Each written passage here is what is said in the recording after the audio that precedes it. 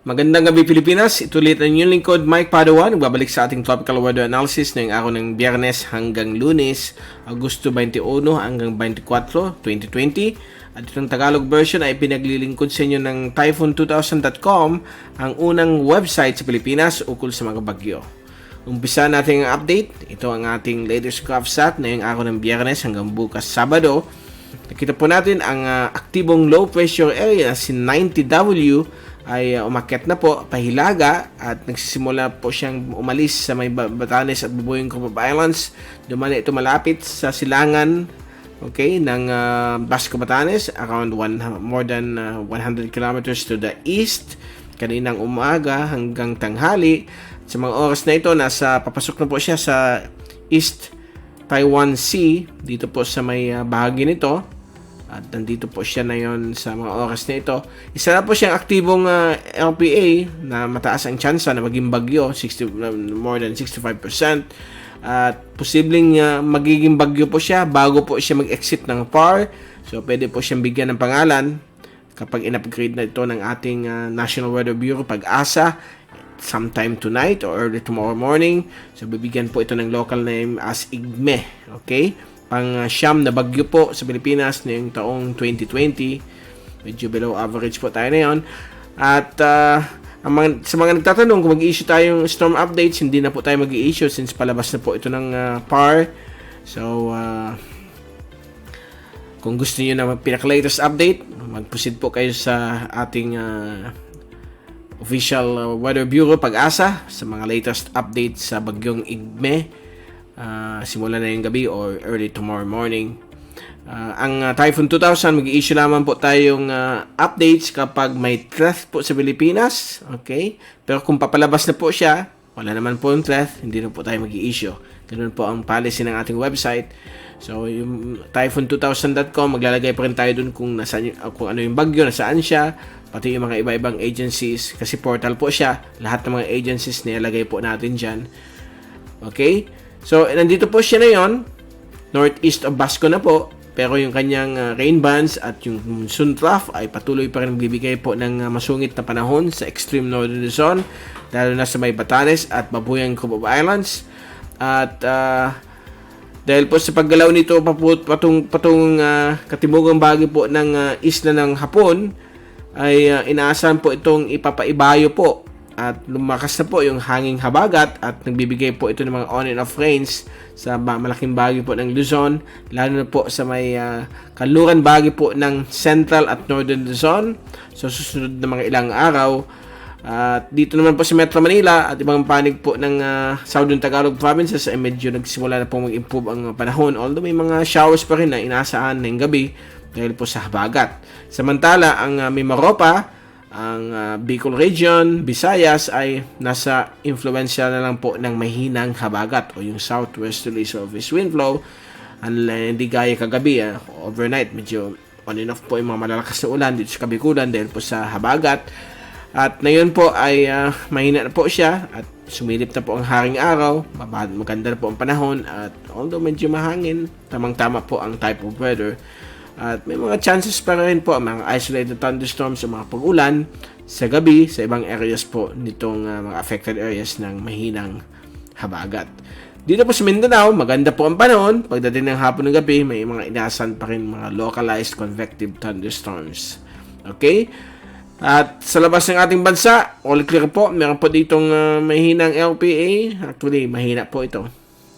Si 92W, less than 35% ang chance na mag-develop. Actually, sa mga next few days, malulusaw po siya.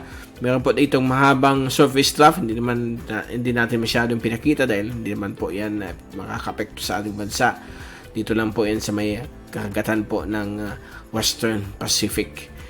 Okay, so far, yan po ang ating GovSat. Ito yung fast animation. So, yan po. Kita po natin pag-organize po ng kanyang low-level center sa may silangan po ng Taiwan o sa may East Taiwan Sea. At posible po, habang tayo nagsasalita na yun, isa na po siyang tropical depression.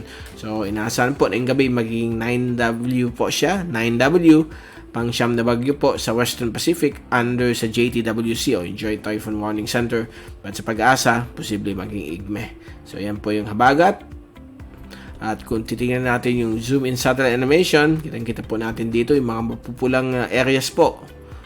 Yung mga ulap po ng mapupula sa may bahagi po ng Batanes sa Babuyong Cubab Islands, yan po ang dala ng circulation ng LPA.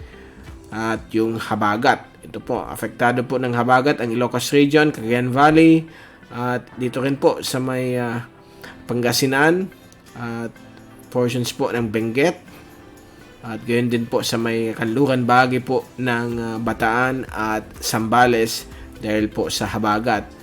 Samantala dito po sa Kabikulan ay napakaganda na po ang panahon. Ito naman po yung mga localized thunderstorms sa malaking bahagi po ng Mindanao. Okay, bago tayong paalam, ito ulit ang windy.com rain and wind forecast mula po sa ECMWF. At bukas po ng hapon, inaasahan po rin na po ang habagat. Makaka-affecto po sa extreme northern Luzon. At mga localized thunderstorms naman po sa iba't ibang bahagi po ng Luzon.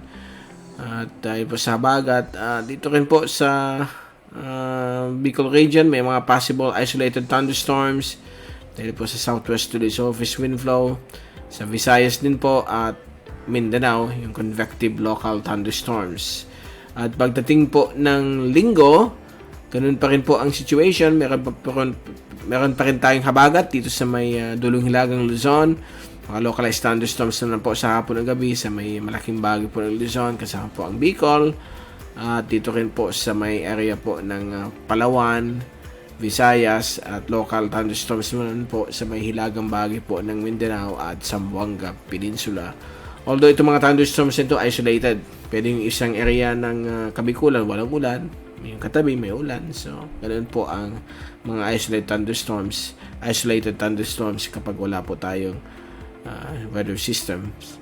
Although mahina na po itong habagat, still, nagbibigay po ito ng mga thunderstorms. Sa Lunes, ayan po, mga localized thunderstorms na naman po dito sa may Luzon.